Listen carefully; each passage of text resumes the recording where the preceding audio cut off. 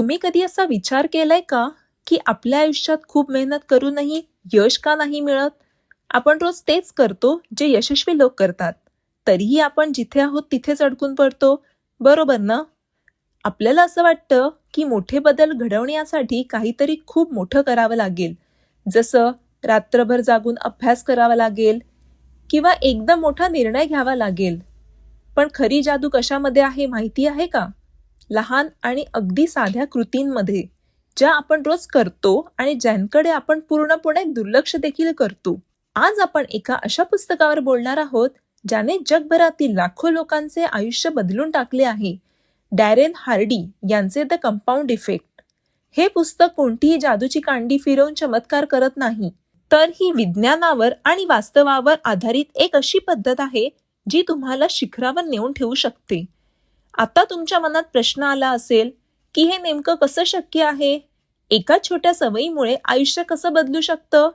या प्रश्नाचं उत्तर आपण या संपूर्ण प्रवासात शोधणार आहोत आणि आजचा हा प्रवास अतिशय रंजक असणार आहे. कारण या दरम्यान आपण अशा काही गोष्टींचा उलगडा करणार आहोत, ज्या कदाचित तुम्ही आजवर कधी ऐकल्याच नसतील. चला तर मग सुरू करूयात एका छोट्याशा उदाहरणापासून. कल्पना करा, तुमच्या समोर 2 पर्याय ठेवले गेले आहेत. पहिला पर्याय, तुम्हाला आज लगेच रोख रक्कम 10 लाख रुपये मिळतील. आणि पर्याय दुसरा, तुम्हाला 1 रुपया मिळेल, ज्याची किंमत रोज दुप्पट होत जाईल. आणि हा सिलसिला 1.25 महिने म्हणजे 31 दिवस चालेल. आता तुम्ही कोणता पर्याय निवडाल? साहजिकच आपल्यापैकी 90% लोक पहिल्यांदा 10 लाख रुपयेच मागतील, कारण ते डोळ्यांसोबत दिसतात. पण थांबा, जर तुम्ही दुसरा पर्याय निवडला असता तर काय झालं असतं माहितीये? पहिल्या 10 दिवसांपर्यंत तो आकडा फक्त 500 रुपयांपर्यंतच पोहोचतो. बघणाऱ्याला असं वाटेल की काय मूर्खपणा चाललाय, 10 लाखांच्या तुलनेत हे काहीच नाही. 20 दिवसांपर्यंत तो आकडा अवघ्या 5 लाखांच्या आसपास असतो. अजूनही 10 लाखांपेक्षा कमीच आहेत. पण खरी गंमत 31व्या दिवशी होते, जेव्हा तो 1 रुपया दुप्पट होत तब्बल 53 कोटी रुपयांपेक्षा जास्त होतो. यालाच म्हणतात कंपाऊंड इफेक्टची ताकद. आपल्या आयुष्यातही असंच होतं, पण आपण लहान सवयींचे परिणाम लगेच मोजायला बघतो. 2 दिवस डाएट केलं किंवा जिममध्ये गेलो आणि आरशात बघून वजन मोजायला लागतो की काही फरक पडलेला दिसत नाही. मग आपण निराश होतो आणि सोडून देतो. आपल्याला हे समजतच नाही की यश एका रात्रीत मिळत नाही. ते या छोट्या नगण्य वाटणाऱ्या कृतींच्या बेरजेतून तयार होतं. आता तुम्ही म्हणाल, हे तर ऐकायला खूप सोपं वाटतं, पण मग माणसं नेहमी अपयशी का होतात? कारण ती रोज छोट्या चुकांकडे दुर्लक्ष करतात. समजा 3 मित्र आहेत. पहिला मित्र, समजा त्याचं नाव राहुल आहे. तो त्याच्या रोजच्या सवयींमध्ये काहीच बदल करत नाही. तो आहे तसाच जगतो. दुसरा मित्र म्हणजे समीर. तो दररोज स्वतःच्या आरोग्याकडे किंवा शिकण्याकडे दुर्लक्ष करतो. तो रोज रात्री उशिरापर्यंत टीव्ही बघतो, जंक फूड खातो आणि पुस्तकाला हातही लावत नाही. आणि तेच तिसरा मित्र म्हणजे रोहन.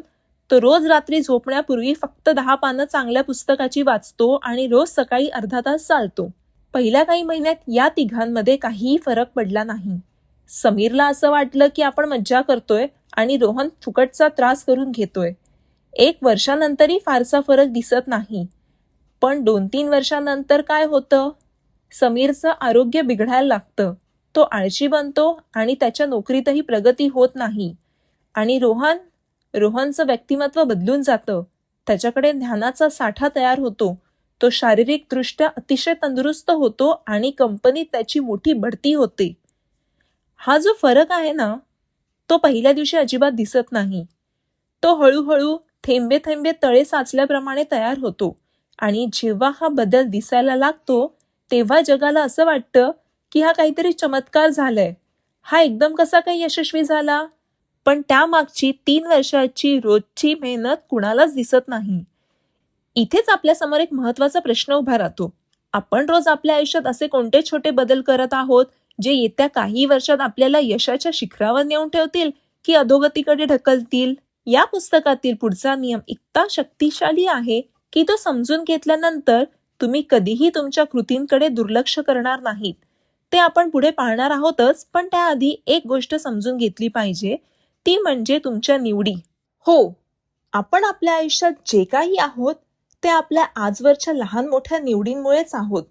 आपण काय खातो, कोणासोबत उठतो बसतो, आपला पैसा कुठे खर्च करतो, आपला मोकळा वेळ कसा घालवतो, या सगळ्या गोष्टी आपण ठरवतो. पण अडचण कुठे येते माहितीये का? आपण या आवडीनिवडी म्हणून करतच नाही, आपण त्या सवयीने किंवा नकळत करतो.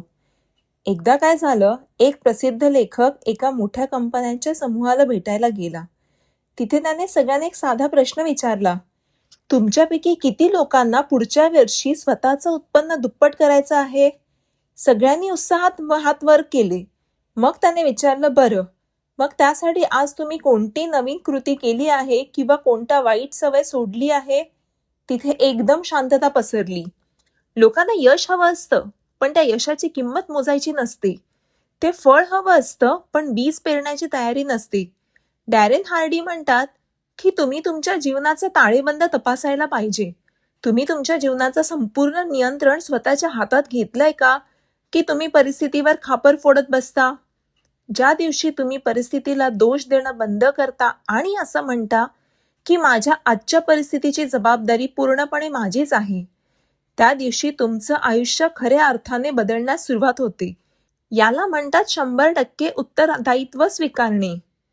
आता विचार करा, तुमच्या आयुष्यात अशी कोणती क्षेत्रे आहेत जिथे तुम्ही स्वतःची फसवणूक करत आहात, जिथे तुम्ही असं म्हणताय की अहो मी तर खूप प्रयत्न करतोय, हो पण प्रत्यक्षात तुम्ही त्या गोष्टीसाठी रोज 5 मिनिटेही देत नाही आहात. यावर मात करण्यासाठी लेखकाने एक अत्यंत सोपा आणि प्रभावी उपाय सांगितला आहे, ट्रॅकिंग. हो, ट्रॅकिंग. तुम्ही जे काही करता ते लिहून ठेवणं. तुम्हाला जर वजन कमी करायचं असेल तर तुम्ही दिवसभरात काय खाता हे एका डायरीत लिहा. जर तुम्हाला पैसे वाचवायचे असतील तर 1 रुपया जरी खर्च केला तरी तो लिहून ठेवा. जेव्हा तुम्ही गोष्टी रेकॉर्ड करायला लागतात तेव्हा प्रकाश पडतो आणि तुम्हाला स्वतःच्या चुका स्वतःच दिसू लागतात. माणूस जेव्हा स्वतःच्या चुका स्वतः पाहतो तेव्हा तो बदलल्याशिवाय राहत नाही. ही खूप मोठी ताकद आहे. पण थांबा, सवयींची ही गाडी इथेच थांबत नाही. या पुढचा टप्पा आणखीनच रंजक आहे, जो आपल्याला हे शिकवतो की आपण आपल्या वाईट सवयी कशा सोडू शकतो आणि चांगल्या सवयी कशा निर्माण करू शकतो. तो भाग आपण पुढे बघणारच आहोत, पण त्याआधी स्वतःला विचारा, तुमच्या अशा कोणत्या सवयी आहेत ज्या तुम्हाला आतल्यात पोखरून टाकत आहेत? चला, आता वळूयात पुढच्या अत्यंत महत्त्वाच्या टप्प्याकडे, तो म्हणजे सवयींची शक्ती. आपण सगळेच मानवी यंत्र आहोत आणि आपली यंत्रणा सवयींवर चालते. जर तुम्हाला विचार करावा लागला असता की ब्रश कसा वापरायचा, पायरी कशी चढायची किंवा गाडी कशी चालवायची, तर तुमचा मेंदू पहिल्याच तासात थकून गेला असता. आपले 95% वर्तन हे आपल्या सवयींवर आधारित असते. म्हणजे आपण नकळतपणे एकतर यशाच्या ऑटो पायलटवर असतो किंवा अपयशाच्या ऑटो पायलटवर असतो. आता प्रश्न हा पडतो की या वाईट सवयी आपल्या अंगवळणी कशा पडतात? एका छोट्या उदाहरणाने समजून घेऊयात का? चला तर मग. समजा ऑफिसमधून घरी आल्यावर तुम्हाला थकवा जाणवतोय.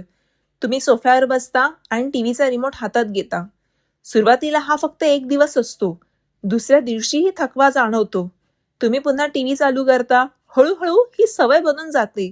महिनाभरानंतर तुम्हाला थकवा असो वा नसो, घरी आल्यावर टीव्ही चालू करणं हे तुमचं शरीराचं आणि मनाचं पहिलं काम बनतं. याला लेखकाने मॅग्नेटिक रेषे असं सारखं म्हटलं आहे. जुन्या सवयींचं आकर्षण इतकं जास्त असतं की आपण नवीन चांगल्या सवयींकडे वळण्याचा प्रयत्न केला तरी जुनी सवय आपल्याला खेचून परत आणते. मग नवीन सवय कशी लावायची? त्यासाठी डॅरेन हार्डी यांनी काही सोप्या पण प्रभावी पायऱ्या सांगितल्या आहेत. चला तर आपण त्या पायऱ्यांकडे वळूयात आणि त्यातली पहिली पायरी म्हणजे तुमच्या ट्रिगरला ओळखा. कोणती गोष्ट तुम्हाला ती वाईट सवय करण्याची प्रवृत्त करते? समजा जेव्हा जेव्हा तुम्हाला ताण येतो तेव्हा तुम्ही सिगारेट ओढता किंवा जास्त गोड खाता. तो ताण हा तुमचा ट्रिगर आहे. आता तेथे ताण आल्यावर सिगारेट ओढण्याऐवजी एखादी दुसरी कृती जोडायची, जसं की पाणी पिणं किंवा खोल श्वास घेणं. दुसरी पायरी, पर्यावरणात बदल करा. तुमच्या घरातील किंवा ऑफिसमधील वातावरण असं ठेवा की ज्यामुळे चांगल्या सवयी लावणं सोपं जाईल आणि वाईट सवयी करणे कठीण होऊन जाईल. समजा तुम्हाला सकाळी लवकर उठून पुस्तक वाचायचं आहे, तर रात्रीच पुस्तक तुमच्या उशीजवळ ठेवून झोपा आणि मोबाईल दुसऱ्या खोलीत किंवा लांब ठेवा. सकाळी उठल्याबरोबर जर मोबाईल हातात आला तर अर्धा तास कसा निघून जातो कळतच नाही. पण जर डोळ्यासमोर पुस्तक पडलं तर वाचण्याची शक्यता कैन पटीनं वाढून जाते. आता तिसरी आणि सर्वात महत्त्वाची गोष्ट म्हणजे सातत्य, कन्सिस्टन्सी. हो, आणि सातत्य म्हणजे काय? एकदा ठरवलं की रोज न चुकता ती कृती करणे, मग दिवस कसाही असो, तब्येत बरी असो वा वाईट, मूड असो वा नसो, क्रिकेटचा महान खेळाडू सचिन तेंडुलकर जेव्हा खेळायचा तेव्हा तो रोज सराव करायचा. असा एकही दिवस जायचा नाही जेव्हा तो सराव न करता राहायचा. कारण त्याला माहिती होतं की 2 दिवस सराव नाही केला तर हाताचा तो लय निघून जाईल. आयुष्यातही असंच आहे. तुम्ही सलग 100 दिवस एखादी चांगली गोष्ट केली आणि 101व्या दिवशी ती बंद केली तर तो कंपाऊंड इफेक्ट तुटतो. म्हणूनच सातत्य ही यशाची गुरुकिल्ली आहे. आता इथे एक गोष्ट लक्षात घेतली पाहिजे. आपण बऱ्याचदा मोठे टार्गेट ठेवतो, जसं की मी आतापासून रोज 4 तास अभ्यास करेल किंवा रोज 10 किलोमीटर धावेल. सुरुवातीला 2 दिवस उत्साह असतो. तिसऱ्या दिवशी शरीर आणि मन दोन्ही थकून जातं आणि चौथ्या दिवशी आपण ते पूर्णपणे बंद करून टाकतो. यावर डॅरेन हार्डी एक जबरदस्त नियम सांगतात. तो म्हणजे छोट्या पावलांचा नियम. मोठे बदल एकदम करण्याऐवजी अत्यंत लहान बदल करा. इतके लहान की ज्यांना नाही म्हणणं अशक्य असेल. जसं की आजपासून मी रोज फक्त 1 पान वाचेन, रोज फक्त 2 मिनिटे व्यायामासाठी देईल. ऐकायला किती हास्यास्पद वाटतंय ना? 1 पान कोण वाचतं का? पण थांबा, जर तुम्ही रोज 1 पान वाचायला सुरुवात केली तर काही दिवसात तो 1 पानाचा आनंद तुम्हाला 10 पानांपर्यंत घेऊन जाईल.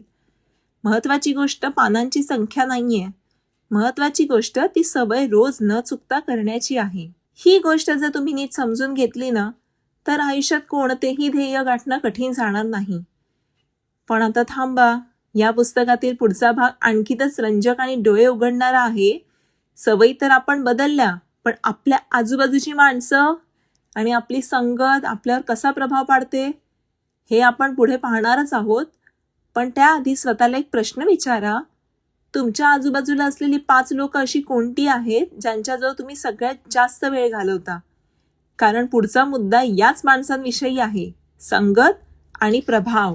एक जुनी म्हण आहे ना, मला तुझ्या मित्रांची नावं सांगा, मी तुला तुझं भविष्यकाळ सांगतो. ही काही नुसतीच म्हण नाहीये, यामागे एक खूप मोठं मानसशास्त्रीय सत्य आहे. आपण न कळतपणे आपल्या आजूबाजूच्या 5 लोकांच्या सरासरी सारखे बनतो. त्यांचे विचार, त्यांची बोलण्याची पद्धत, त्यांचे आर्थिक उत्पन्न, त्यांची जीवनशैली, या सगळ्याचा आपल्यावर परिणाम होत असतो. समजा तुमचे मित्र सतत तक्रारी करत असतील, सरकारला दोष देत असतील, परिस्थितीला नावे ठेवत असतील, तर तुम्ही कितीही सकारात्मक असलात तरी काही महिन्यात तुम्हीही तसेच विचार करायला लागाल. आणि या उलट जर तुमची संगत अशा लोकांसोबत असेल जे सतत शिकतात, नवीन काहीतरी करण्याचा प्रयत्न करतात, अपयशातून शिकतात, तर तुम्हाला प्रगती करण्यापासून कोणी रोखू शकणार नाही. डॅरेन हार्डी म्हणतात की आयुष्यात 3 प्रकारची माणसं असतात. पहिली माणसं, ज्यांना आपण रेडिओ ॲक्टिव्ह पीपल म्हणू शकतो. ही माणसं विषारी असतात. ती जिथे जातील तिथे नकारात्मक पसरवतात. यांच्यापासून जितकं लांब राहाल तितके तुम्ही सुरक्षित राहाल. दुसरी माणसं, ती म्हणजे उदासीन माणसं. यांना कशाचीच पडलेली नसते. जे चाललंय ते चालू द्या, अशी यांची वृत्ती असते. ही माणसंही तुमच्या यशाच्या प्रवासात तुम्हाला मागे खेचतात. आणि तिसरी माणसं, ती म्हणजे विजेते किंवा यशस्वी लोक.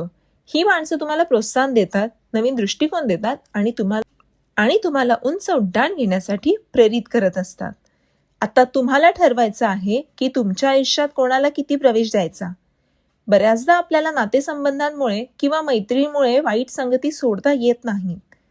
पण लक्षात ठेवा, तुमचं आयुष्य हे कोणा दुसऱ्याच्या मर्जीनुसार जगण्यासाठी नाहीये. जर तुमची संगत बदलली नाही तर तुमचे परिणाम कधीच बदलणार नाहीत. आता इथे एक आणखी महत्त्वाचा मुद्दा येतो, तो म्हणजे ऊर्जेचा स्रोत किंवा प्रेरणा.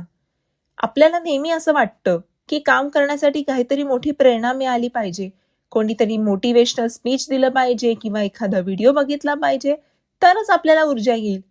पण खरी गोष्ट काय आहे माहिती आहे का? प्रेरणा ही तात्पुरती असते. ती एखाद्या फटाक्यासारखी असते, जी थोडा वेळ उजेड करते आणि नंतर अंधार होतो. खूप महत्वाची गोष्ट ही आहे की तुम्हाला प्रेरणा नकोय, तुम्हाला हवी आहे ती शिस्त आणि तुमचं वाय म्हणजेच मूळ कारण. तुम्ही एखादी गोष्ट का करत आहात हे जोपर्यंत तुम्हाला स्पष्ट माहीत नाही तोपर्यंत तुम्ही जास्त काळ टिकू शकणारच नाही. समजा तुम्हाला वजन कमी करायचं आहे. जर तुमचं कारण फक्त एवढंच असेल की मला पार्टीत छान दिसायचंय, तर तुम्ही 2 दिवस डाएट कराल आणि तिसऱ्या दिवशी वडापाव बघून तो मोडून टाकाल. पण जर तुमचं कारण असं असेल की मला माझ्या मुलांसोबत अजून 20 वर्ष निरोगी आयुष्य जगून खेळायचं आहे, मला माझ्या कुटुंबासोबत तंदुरुस्त राहायचं आहे, तर कोणतीही ताकद तुम्हाला थांबवू शकणार नाही. तुमचं वाय जितकं मोठं आणि भावनिक असेल तितकी तुमची शिस्त मजबूत होईल. आणि आता आपण येत आहोत या पुस्तकाच्या सर्वात महत्त्वाच्या आणि अंतिम टप्प्याकडे, तो म्हणजे गती आणि प्रवेग. जेव्हा एखादी गाडी सुरुवातीला चालू होते तेव्हा तिला पहिला गिअर टाकावा लागतो, खूप ऊर्जा लावावी लागते.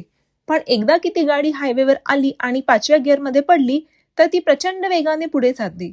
तसेच आपल्या यशाचे आहे. सुरुवातीला कष्ट जातात, फळ मिळत नाही, पण जेव्हा तुम्ही सातत्याने ती गोष्ट करत राहता तेव्हा एक वेळ अशी येते जिथे कंपाऊंड इफेक्टची खरी ताकद कामाला लागते. यालाच आपण मोमेंटम किंवा गती म्हणतो. एकदा का तुम्हाला गती मिळाली की गोष्ट स्वतःहून घडतात. डॅरेन हार्डी यांनी एका ट्रेनचं सुंदर उदाहरण दिलं आहे. रेल्वे रुळावर उभी असलेली ट्रेन इतकी जड असते की जर तुम्ही तिच्यासमोर जाऊन तिला ढकलण्याचा प्रयत्न केला तर ती इंचभरही हलणार नाही, उलट ती तुम्हाला चिरडून टाकेल. पण जेव्हा ती ट्रेन वाफेच्या जोरावर किंवा इंजिनच्या जोरावर हळूहळू पुढे सरकू लागते आणि ताशी 100 किलोमीटरच्या वेगाने धावायला लागते, तेव्हा तिच्या समोर जर एखादी लोखंडी भिंत जरी आली तरी ती त्या भिंतीला उडवून पुढे निघून जाते. फरक कशामध्ये आहे? सुरुवातीला त्या कष्टांमध्ये आणि सातत्यांमध्ये. ती ट्रेन जेव्हा धावू लागते तेव्हा तिचा तो वेग इतका जबरदस्त असतो की त्याला कोणतीही शक्ती रोखू शकत नाही. तुमच्या आयुष्याचंही असंच आहे. आज कदाचित तुम्हाला असं वाटेल की मी खूप प्रयत्न करतोय पण काहीच फळ मिळत नाहीये, लोक माझी टिंगल उडवत आहेत, मला यश मिळत नाहीये. पण थांबा, याचा अर्थ असा अजिबात नाही की तुम्ही तुमच्या मार्गावर चुकीचे आहात. याचा अर्थ असा आहे की तुमची ट्रेन अजून त्या पहिल्या टप्प्यात आहे, ती अजून गती पकडत आहे. जर तुम्ही तिथेच सोडून दिलं तर तुम्ही त्या यशापासून अगदी 2 पावलं मागे थांबलात असं होईल.